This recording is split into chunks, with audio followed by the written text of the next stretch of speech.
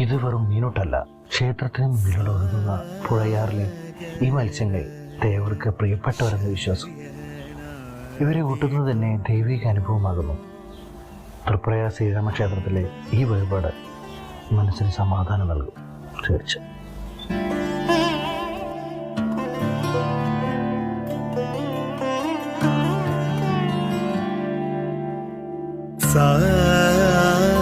സാഗര ശയന വിഭോ